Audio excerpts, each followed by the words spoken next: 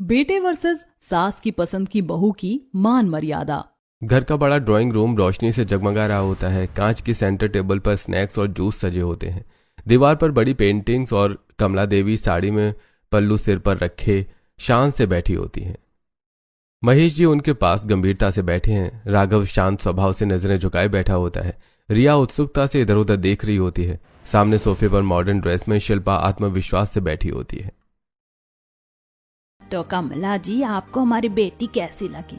हमें तो लड़की बहुत पसंद है, पढ़ी लिखी है, स्मार्ट है। हम इस रिश्ते को आगे बढ़ाना चाहते हैं। हमें भी आपका बेटा बहुत पसंद है, बहुत सीधा और संस्कारी लगता है। मेरी पसंद की बहू आएगी तो मान मर्यादा में ही रहेगी, पढ़ी लिखी है, समाज में हमारी इज्जत बढ़ाएगी, उसे मैं अच्छे से संभाल लूंगी। राघव चुपचाप शिल्पा की तरफ देखता है। शिल्पा हल्की मुस्कान देकर नजरें फेर लेती है। मेहता परिवार का घर शादी के बाद फूलों की खुशबू से महक रहा होता है। शिल्पा नई नवेली दुल्हन बनकर लाल साड़ी में सजी होती है। कमला देवी खुशी से चमक रही होती है। माँ जी, ये लीजिए चाय। खुश रहो बहू। भाभी कितनी स्वीट है ना। मैंने कहा था ना, मेरी पसंद कभी गलत नहीं हो सकती। राघव के चेहरे पर सुकून दिखता है। उसे लगता है उसका जीवन सुंदर शुरुआत कर चुका है, लेकिन धीरे धीरे सब बदलने वाला होता है। शाम को राघव ऑफिस से थका हुआ घर लौटता है। वो बैग उतार कर सोफे पर रख देता है। शिल्पा मोबाइल पर सोशल मीडिया स्क्रॉल कर रही होती है। शिल्पा, एक गिलास पानी दे दोगी? तुम ही थकते हो क्या? बस मैं ही पूरे दिन काम करती रहूं, अब पानी भी मैं ही दूं? कमरे में सन्नाटा छा जाता है। महेश जी अखबार से नजर उठाकर कमला देवी को देखते हैं। ठीक है, मैं खुद ले लूंगा। कभी कभी थक जाती है बहू, इतना भी दिल पर मत लिया करो। राघव चुपचाप किचन की ओर चला जाता है। अगले दिन घर में तेज म्यूजिक बज रहा होता है। शिल्पा अपनी सहेलियों के साथ पार्टी कर रही होती है। रिया असहज होकर खड़ी होती है। म्यूजिक थोड़ा कम कर लीजिए, पापा जी आराम कर रहे हैं। ये मेरा भी घर है, हर चीज के लिए इजाजत लेनी पड़ेगी क्या? रहने दे रिया, नई बहू है, खुश रहने दे। महेश जी चुपचाप कमरे में लौट जाते हैं। अगले दिन डाइनिंग टेबल पर सफेद प्लेटें सजी होती हैं। बीच में गर्मा गर्म सब्जी और रोटियों की टोकरी रखी होती है। सभी परिवार वाले टेबल पर बैठे खाना खा रहे होते हैं। कमला देवी रोटी परोस रही होती है। शिल्पा आज खुद खाना बनाकर हल्की मुस्कान के साथ बैठी होती है। शिल्पा, खाना तो बहुत अच्छा बना है, लेकिन इसमें नमक थोड़ा तेज हो गया है। अच्छा, अगर इतना ही पता है तो खुद बना लेते खाना। सुबह सुबह मुंह उठाकर आकर बैठ जाते हो। कम से कम रसोई में थोड़ी मदद कर देते। कमी निकालने में तो तुम बहुत आगे हो। भाभी, ये क्या तरीका है बात करने का?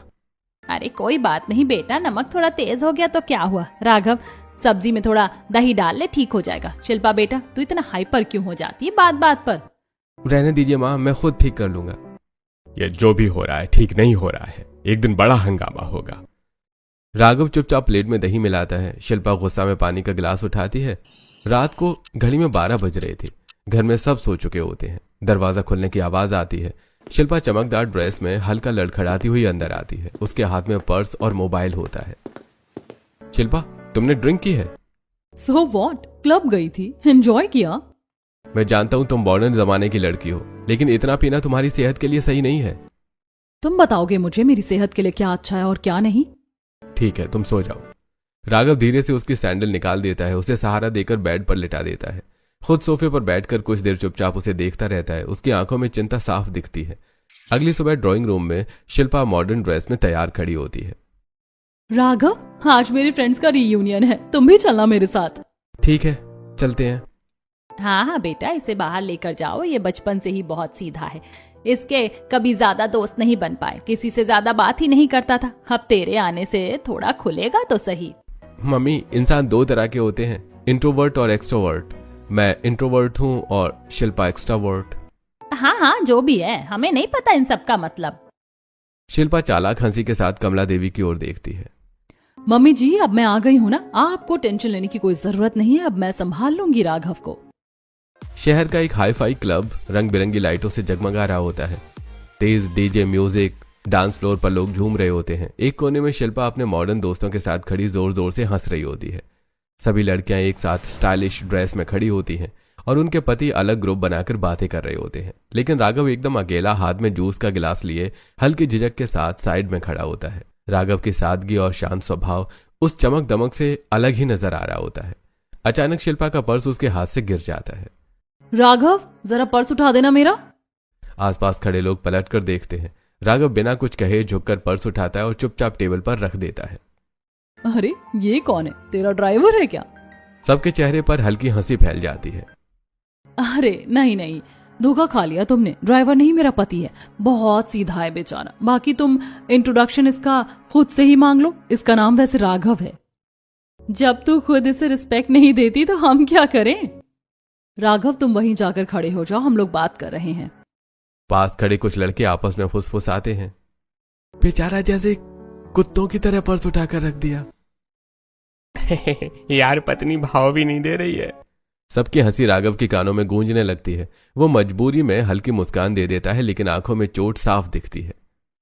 क्या मैं इतना बुरा हूं जो ये लोग मुझे इस तरह से देख रहे हैं? क्या सच में मैं शिल्पा के लायक नहीं हूं? रात गहरी हो चुकी होती है। गाड़ी में बाहर की स्ट्रीट लाइट्स की रोशनी शीशे पर पड़ रही होती है। अंदर भारी खामोशी छाई होती है। शिल्पा, तुमने सबके सामने ऐसा क्यों कहा मेरे बारे में? ना मुझे ठीक से किसी से मिलवाया, न मेरा साथ दिया। यार मेरी तो फूटी किस्मत है। राघव, मेरे फ्रेंड्स के पति देखे कितने स्मार्ट और हैंडसम है। अगर मैं तुम्हें ठीक से इंट्रोड्यूस करती तो वो लोग मेरा ही मजाक उड़ाते। राघव चुप होकर सुनता है। पता है मेरी दोस्त क्या कह रही थी? बोल रही थी तेरा और तेरे पति का तो कोई मैच ही नहीं है, ना फैशन सेंस है, ना बोलने का तरीका।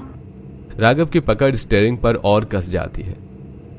तो कोई बात नहीं, तुम मुझे बता दिया करो मैं कैसे कपड़े पहनूं, कैसे बात करूं। जैसे तुम कहोगी मैं वैसे ही कर लूंगा। उसकी आवाज में आत्मसम्मान से ज्यादा डर और खो देने का भय दिख रहा होता है। हाँ हाँ ठीक है, अगली बार से मैं तुम्हें कहीं ले जाने से पहले सब बता दिया करूंगी। अगले दिन लिविंग रूम में शाम की हल्की रोशनी से भरा होता है। घड़ी में 8 बज रहे होते हैं। महेश जी सोफे पर गंभीरता से बैठे होते हैं। कमला देवी कुर्सी पर बैठी होती हैं। सामने मुकुल मोबाइल हाथ में लिए लापरवाही से बैठा होता है। राघव चुपचाप एक कोने में अखबार लिए बैठा होता है। बेटा, तेरी भी शादी की उम्र हो गई है। अब हम तेरे लिए लड़की देखना शुरू कर रहे हैं। पापा, बस आप लोगों की पसंद तो मैंने देख ली, खासकर मम्मी की पसंद। कमला देवी चौंक कर उसे देखती हैं। वही मम्मी की पसंद आज हमारे घर में है, जिसने सबकी नाक में दम कर रखा है। भैया की जिंदगी नरक बना दी है उसने। मैं आपकी पसंद से शादी नहीं करूंगा। लड़की मैं पसंद कर चुका हूं। जब मुझे सही लगेगा मैं शादी कर लूंगा। अच्छा, मेरी पसंद की है, तभी तो इतनी मान मर्यादा से रह रही है। देखूंगी तेरी पसंद कैसी आएगी जो घर को बर्बाद कर देगी। आपसे तो बहुत ही अच्छी होगी मम्मी। आप उसकी हर गलती पर पर्दा डालती हो। आपको अपनी गलती नहीं दिखती, ना ही उसकी। बाकी सारा घर आपको गलत लगता है। कमरे में भारी सन्नाटा छा जाता है। अरे छोड़ दो बेटा इन बातों को। तुझे जो लड़की पसंद है उसकी फोटो दिखा दे, फिर हम उसके घर वालों से बात करेंगे। ठीक है पापा, कल मैं टाइम ले लूंगा। कल उसके घर चलेंगे, आप बात कर लेना। अगले दिन पूरा परिवार नेहा के घर के ड्राइंग रूम में बैठा होता है। दीवार पर भगवान की तस्वीर और साफ सुथरा माहौल। नेहा हल्की साड़ी में सिर पर पल्लू रखे ट्रे में चाय लेकर आती है। नमस्ते। कमला देवी उसे ऊपर से नीचे तक देखती हैं। शिल्पा हल्की मुस्कान के साथ मोबाइल में व्यस्त बैठी होती है। बेटी क्या करती हो? जी मैंने एमकॉम किया है, अभी एक स्कूल में पार्ट टाइम पढ़ाती हूँ और घर के काम में मम्मी का हाथ बटाती हूँ। मुकुल नेहा की तरफ देखता है। उसके चेहरे पर संतोष दिखता है। कमला देवी के चेहरे पर हल्की शंका होती है। कुछ ही दिनों में मुकुल और नेहा की शादी हो जाती है। घर में फिर से शहनाई गूंजती है। नेहा सादगी और मुस्कान के साथ ससुराल में कदम रखती है। अगली सुबह रसोई में नेहा सुबह 6 बजे उठकर नाश्ता बना रही होती है। गैस पर चाय चढ़ी होती है। तवे पर पराठे सिक रहे होते हैं। पापा जी आपकी शुगर कम है, इसीलिए अलग से बिना चीनी की चाय बना दी है। खुश रहो बेटा। नेहा, इतनी सुबह उठने की क्या जरूरत थी? घर की बहू हूँ भैया, मेरा फर्ज है। उधर शिल्पा अपने कमरे में देर तक सोई रहती है। 9 बजे के बाद उठती है। मोबाइल देखते हुए बाहर आती है। मम्मी जी मेरे लिए कॉफी बना दीजिए ना। हाँ बेटा, अभी लाई। नेहा ये सब देखती है लेकिन कुछ नहीं कहती। कमला देवी की नजरों में अभी भी शिल्पा ही पसंद की बहू होती है। अगली सुबह रसोई से तड़के की खुशबू आ रही होती है। नेहा सुबह सुबह मुकुल का लंच पैक कर रही थी। डिब्बे में गरम गरम सब्जी, ताजी रोटियां और साथ में सलाद रखती है। तभी ऊपर से राघव जल्दी जल्दी सीढ़ियां उतरता है। शिल्पा, तुमने मेरा लंच अभी तक तैयार नहीं किया। मैंने तुमसे कहा था ना कि आज मैं घर लेट आऊंगा। मैं क्या तुम्हारी नौकर लगती हूँ जो तुम्हारा लंच बनाऊंगी? जाकर कैंटीन में खा लेना। घर में सन्नाटा छा जाता है। मैंने बस इतना ही तो कहा था। इधर नेहा चुपचाप आगे बढ़ती है और मुकुल के हाथ में टिफिन देती है। अपना लंच टाइम से खा लेना और ज्यादा काम हो तो बीच में थोड़ा पानी पी लेना। हाँ ठीक है, लेकिन इसकी कोई जरूरत नहीं थी। जरूरत नहीं, फर्ज है। राघव ये सब देखता है, उसकी आंखों में हल्की तुलना दिखती है। अगले दिन घर पर सिर्फ राघव, शिल्पा और रिया होते हैं। बाकी सब किसी रिश्तेदारी में गए थे। रिया अपने कमरे में पढ़ाई कर रही होती है। ड्राइंग रूम में राघव नीचे फर्श पर बैठा होता है और शिल्पा के पैरों में तेल लगाकर मसाज कर रहा होता है। थोड़ा और जोर से दबाओ, कल से बहुत दर्द है। ठीक है। तभी अचानक डोरबेल बजती है। रिया ऊपर से भागकर गेट खोलती है। बाहर महेश जी, कमला देवी, मुकुल और नेहा खड़े होते हैं। सब अंदर आते हैं। जैसे ही महेश जी की नजर राघव पर पड़ती है, उनका चेहरा तमतमा जाता है। राघव, तू ये क्या कर रहा है बेटा? पापा, मैं तो बस पैर दबा रहा था। इसके पैरों में कल से बहुत दर्द है। अरे बेचारी के पैर में दर्द होगा, इतना काम जो करती है। ये सब देखने से पहले मैं मर क्यों नहीं गया?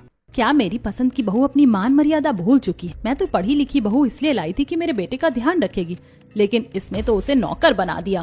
पर सबके सामने अपनी पसंद को ही सपोर्ट करती है।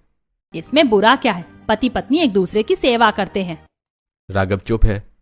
उसकी आंखों में अपमान की झलक होती है। नेहा ये सब देखती है लेकिन कुछ नहीं बोलती। उसकी नजरों में दुख और समझदारी होती है। एक शाम मुकुल ऑफिस से थका हारा लौटता है। सोफे पर बैठते ही माथा पकड़ लेता है और फिर कमरे में जाकर, इतना स्ट्रेस मत लिया करो, ज्यादा स्ट्रेस लोगे तो तबीयत खराब हो जाएगी। वो प्यार से उसका सिर दबाने लगती है। यार, ऑफिस का बहुत प्रेशर है, लेकिन एक बात कहनी पड़ेगी, जिस दिन से तुम आई हो मेरा शेड्यूल एकदम सही हो गया है। सुबह टाइम से उठा देती हो। जब एक लड़के के जीवन में लड़की आती है ना, तो उसमें बहुत चेंजेस आते हैं। अच्छा जी। दोनों की हंसी में अपनापन होता है। एक रात मुकुल दोस्तों के साथ थोड़ा ड्रिंक करके घर आता है। इतना पीना आपकी सेहत के लिए सही नहीं है, ये बहुत बुरी आदत है। अब तुम आ गई हो तो सब छूट जाएगा। आइंदा से ध्यान रखना। मुकुल सिर हिलाता है। उसकी आंखों में पछतावा होता है। उधर शिल्पा अपने कमरे में बैठी ग्लास में ड्रिंक डाल रही होती है। तुम भी ड्रिंक करो ना, बहुत अच्छी चीज है। एक बार आदत लग गई तो लाइफ सेट हो जाएगी, खुशियां भर जाएंगी। मैं नशे में बिलीव नहीं करता और ना ही मैं ये सब पीना चाहता हूँ। कितने बोरिंग इंसान हो, इतने मॉडर्न जमाने में भी इतने सीधे साधे क्यों हो?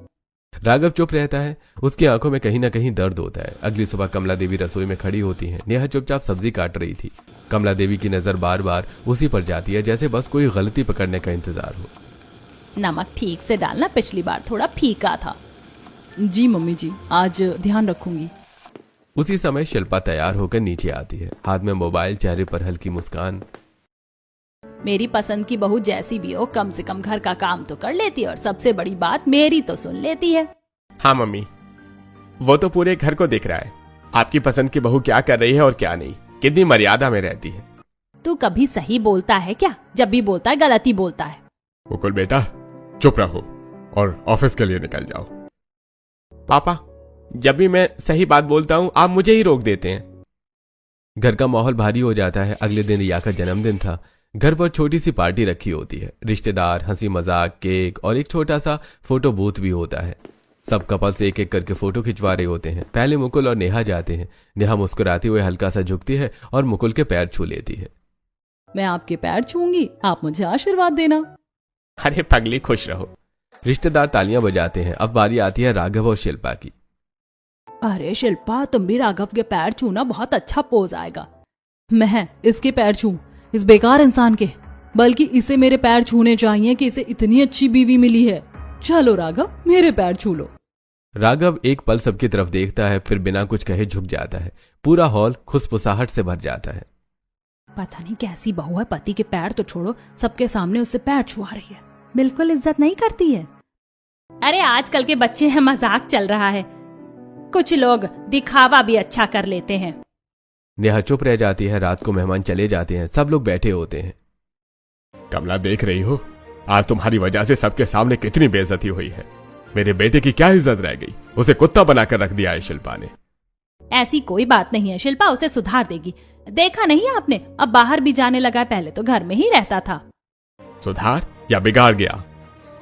मुकुल को देखो, अपनी पसंद की शादी में कितना खुश है। पहले कितना बिगड़ा हुआ था और अब कितना सुधर गया है। और राघव, वो अंदर से टूट रहा है। कमला पहली बार चुप हो जाती है। उधर अपने कमरे में राघव अकेला बैठा होता है। आज की फोटो मोबाइल में देखता है, जहां वो अपनी ही पत्नी के पैर छू रहा होता है। उसकी आंखें भर आती हैं। दूसरी तरफ मुकुल और नेहा हंसते हुए जन्मदिन की तस्वीरें देख रहे होते हैं। अगली सुबह नीचे हॉल में मुकुल ऑफिस के लिए तैयार हो रहा होता है। आईने के सामने खड़ा टाई ठीक कर रहा था। नेहा हाथ में इस्त्री किए कपड़े लेकर कमरे में आती है। मुकुल, आज मेरे कुछ कॉलेज और स्कूल फ्रेंड्स मिलने आ रहे हैं, आप भी मेरे साथ चलो ना। अच्छा जी, मैडम के फ्रेंड से मिलना पड़ेगा। ठीक है, चलो। शाम को एक सुंदर कैफे, चारों तरफ हल्की लाइट्स, कॉफी और हंसी की आवाजें होती हैं। नेहा और मुकुल अंदर आते हैं। नेहा के दोस्त पहले से बैठे होते हैं। गाइस, ये है मेरे पति मुकुल, IT सेक्टर में जॉब करते हैं और मैं इनसे बहुत प्यार करती हूँ। सभी दोस्त तालियां बजाते हैं। अरे वाह नेहा, तू तो बहुत लकी निकली। अरे वाह नेहा, तू तो बहुत लकी निकली। हाँ, मैं तो लकी हूँ ही, क्योंकि मुझे इतने अच्छे पति मिले जो मेरी बहुत केयर करते हैं। अरे यार, इतना भी मत बड़ा चढ़ा कर बोलो। कम से कम भैया की तरह मुझे तो नहीं घुटना पड़ रहा है। इस शादी के रिश्ते में मेरी लाइफ तो अच्छी है। दोस्त मुस्कुराने लगते हैं। उसी रात घर का दरवाजा खुलता है। घड़ी में 11 बज रहे होते हैं। बाहर से लड़खड़ाते कदमों की आवाज आती है। राघव अंदर आता है। कमला देवी दरवाजा खोलती है। बेटा, तूने पीना कब से शुरू कर दिया? तू तो कभी ऐसा नहीं था। तेरी इतनी बुरी हालत कैसे हो गई? राघव लड़खड़ाता हुआ अंदर आता है, आंखें लाल, चेहरे पर दर्द। मम्मी, ये सब आपकी बदौलत है। आपने इतनी अच्छी शादी जो कराई है। कमला चौंक जाती है। जहां बीवी को अपने पति की इज्जत करनी चाहिए, वहां मेरी बीवी हर जगह मेरी बेइज्जती करती है। कभी मुझसे अपनी सैंडल उतरवाती है, कभी अपने कपड़े धुलवाती है। उसे पति नहीं, नौकर मिला है। शिल्पा कमरे में खड़ी होती है। राघव, मेरी सैंडल पॉलिश कर दो, पार्टी में जाना है। राघव चुपचाप बैठकर सैंडल साफ करता है। दूसरे दिन बाथरूम में बाल्टी रखी होती है। शिल्पा बाहर से आवाज देती है, मेरे कपड़े अच्छे से धो देना, डेलिकेट फैब्रिक है।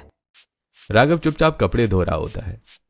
बेटा, वो पढ़ी लिखी बहू है, थोड़ा सपोर्ट तू कर देगा तो क्या दिक्कत हो जाएगी?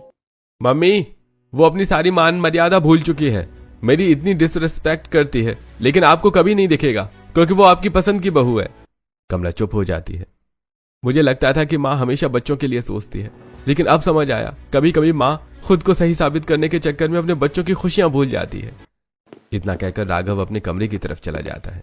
महेश जी ये सब दरवाजे के पीछे से सुन रहे होते हैं। उनके चेहरे पर गहरी चिंता होती है। कमला, अब भी समय है, वरना हम अपना बेटा खो देंगे। शाम को घर के गार्डन में फूलों के बीच नेहा और शिल्पा आमने सामने बैठी होती हैं। नेहा के चेहरे पर चिंता साफ झलक रही होती है। दीदी, आप भैया के साथ ऐसा मत किया कीजिए। उन्हें कम से कम थोड़ी रिस्पेक्ट तो दीजिए। लड़कों को बस रिस्पेक्ट ही चाहिए होती है। ओहो, अब तुम मुझे सिखाओगी कि मुझे क्या करना है और क्या नहीं। तभी मुकुल वहां आ जाता है। नेहा, मुझे टाइम नहीं मिल रहा, मेरे शूज भी पॉलिश कर देना। ठीक है, मैं अभी कर देती हूँ। अच्छा, इसे कहते हैं रिस्पेक्ट। अब तुम नौकरानी की तरह इसके जूते घिसोगी। मेरी बीवी के बारे में उल्टा सीधा मत बोलना, समझी? मेरे भाई को तुम वैसे ही बहुत कुछ बोलती हो। मैं चुप रहता हूँ, लेकिन मुझसे ज्यादा पंगे मत लेना। क्या कर लोगे तुम? वो मुकुल को धक्का देने की कोशिश करती है। मेरे से बदतमीजी करने की कोशिश की तो इस घर से बाहर ही दिखोगी। हाँ, देखती हूँ। अनपढ़ गंवार कहीं के, तुमसे तो मेरा पति 1000 गुना पढ़ा लिखा है। निकलो यहाँ से। उस दिन के बाद शिल्पा के दिल में नेहा और मुकुल के लिए नफरत भर जाती है। अगले दिन दोपहर में शिल्पा चुपके से नेहा के कमरे में आती है। नेहा, ये 20,000 रुपए रख लो। कल मेरा एक ऑर्डर आएगा, उसे पेमेंट दे देना। जी दीदी, आप चिंता मत कीजिए। नेहा पैसे लॉकर में रख देती है, लेकिन उसी रात शिल्पा चुपचाप आती है और लॉकर से पैसे निकाल लेती है। अगले दिन डिलीवरी बॉय आता है। नेहा लॉकर खोलती है। पैसे यहाँ तो नहीं है, पता नहीं कहाँ गए। तभी शिल्पा तेज आवाज में आती है। क्या ढूंढ रही हो? दीदी, वो 20,000 रुपए। क्या मतलब नहीं है? मैंने तुम्हें दिए थे, तुमने चोरी की है। पूरा परिवार इकट्ठा हो जाता है। शिल्पा ने जब तुम्हें पैसे दिए थे तो तुम संभाल नहीं सकती थी? मुझे तो पहले से ही शक था कहीं गांव से उठकर आ गई है। नेहा की आंखों में आंसू भर आते हैं। अगर मेरी बीवी के बारे में किसी ने एक भी शब्द गलत बोला ना, तो मैं अभी इस घर को छोड़ दूंगा। तेरी पसंद तो देख ली मैंने, दहेज तो लाए नहीं, ऊपर से चोरी भी। शिल्पा एक कोने में खड़ी चालाक मुस्कान दे रही होती है। मम्मी जी, मैंने कुछ नहीं किया, मैं कसम खाती हूँ। महेश जी सब देख रहे होते हैं। उनके चेहरे पर शक साफ दिख रहा होता है, जैसे उन्हें समझ आ रहा हो कि इस खेल के पीछे शिल्पा है। रात को नेहा अपने कमरे की खिड़की के पास बैठी होती है, आंखें लाल, हाथ में वो दुपट्टा पकड़े होती है। मुकुल उसे चुपचाप देख रहा होता है।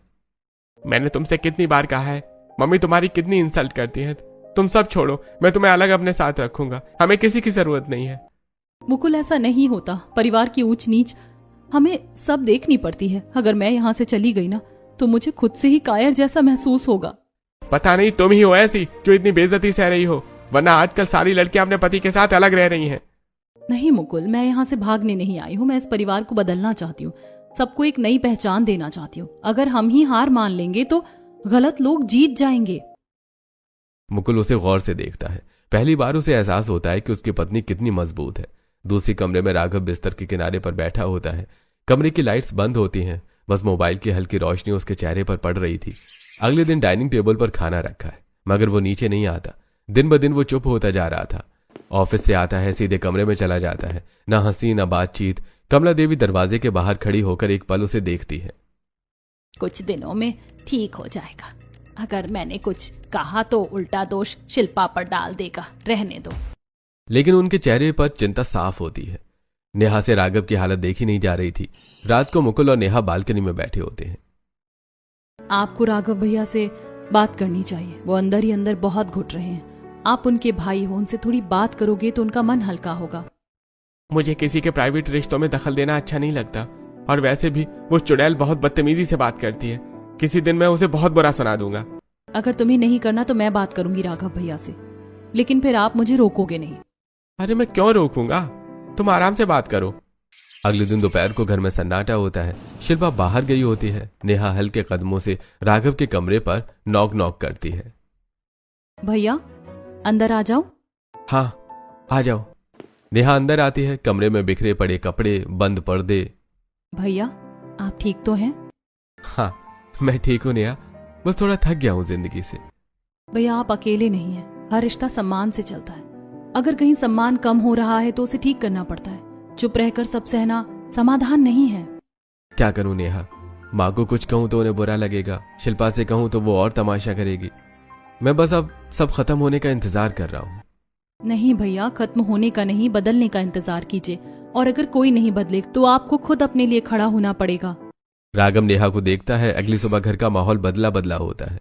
राघव के चेहरे पर अब वही पुरानी चुप्पी नहीं, एक सख्ती होती है। नेहा दूर से देख रही होती है। सब एक साथ बैठे होते हैं। राघव, मेरे सैंडल कमरे में रखे हैं, जरा उठा कर ले आओ। मैं तुम्हारे बाप का नौकर हूं क्या? दहेज में दबा कर लाई हो मुझे? जाकर अपने सैंडल खुद उठा कर लाओ। कैसे बदतमीजी से बात कर रहे हो मुझसे? तुमसे मतलब?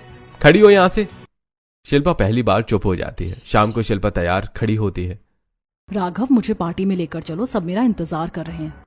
मैं कहीं नहीं जा रहा हूं, तुम्हारा ड्राइवर नहीं हूं। बहुत मॉडर्न बनती हो ना, फोन से ओला बुक कर लो और चली जाओ। शिल्पा गुस्से में पैर पटकती हुई निकल जाती है। रात देर से शिल्पा बहुत ज्यादा ड्रिंक करके लौटी है। गेट जोर जोर से बजाती है। राघव गेट खोलो। अंदर से राघव की आवाज आती है। गेट नहीं खोलेगा, ये तुम्हारे घर वालों ने दहेज में धर्मशाला नहीं दी है, मेरा घर है। शिल्पा बाहर ही बैठी रह जाती है। कुछ देर बाद थककर गेट के पास ही सो जाती है। अगली सुबह कमला देवी गेट खोलती हैं। अरे बेटा, ये क्या हालत बना रखी है? कैसा बेटा दिया है आपने मुझे? मेरी बिल्कुल इज्जत नहीं करता। मैं इस घर को छोड़ दूंगी, पुलिस में शिकायत करूंगी, सबको जेल भिजवाऊंगी। अरे बेटा शांत रहो, थोड़ा बहुत तो चलता ही है। अगर आपने मेरा सपोर्ट नहीं किया ना तो मैं चली जाऊंगी। कमला फिर वही गलत बातों में भी उसे बढ़ावा देती रहती है। एक दिन बहस हद पार कर देती है। शिल्पा गुस्से में नीचे आती है। ये मुझे बदतमीजी से जवाब देने लगा है। मैं अपने मायके जा रही हूँ, पुलिस में शिकायत करूंगी आप सबकी। अपनी बदतमीजी दिखती नहीं तुम्हें? अब मैं थोड़ा बोलने लगा हूं तो मिर्ची लग रही है। ये सब मैं पहले भी कर सकता था, लेकिन किया नहीं। शिल्पा धक्का देने की कोशिश करती है और हाथ उठाती है। तभी नेहा बीच में आकर उसका हाथ पकड़ लेती है। डिग्री लेकर तुम मॉडर्न बन गई हो, लेकिन संस्कार घर से आते हैं। जितना भी मॉडर्न बन जाओ, बिना संस्कार के इंसान अनपढ़ ही रहता है। वो शिल्पा हाथ झटक देती है। राघव गुस्से में उसका हाथ मोड़ने बढ़ता है। नेहा तुरंत रोक लेती है। नहीं भैया, ये आपके संस्कार नहीं है। अगर इसे समझ आना होगा तो अभी आ जाएगा, वरना बेशर्म कभी नहीं सुधरते। एक बात याद रखना, जब तुम अपने पति की इज्जत करोगी तभी तुम्हें भी सम्मान मिलेगा। जिस दिन तुम राघव भैया के दिल से उतर गई, उस दिन इस घर और समाज में तुम्हें कोई इज्जत नहीं दिला सकता। पूरा घर सन्न रह जाता है। महेश जी दूर खड़े सब देख रहे होते हैं। कमला के चेहरे पर पहली बार डर साफ दिखाई देता है। उन्हें एहसास होने लगता है कि बात अब हाथ से निकल रही है। उस दिन के बाद घर का माहौल बदल जाता है। राघव ने शिल्पा से बात करना बंद कर देता है।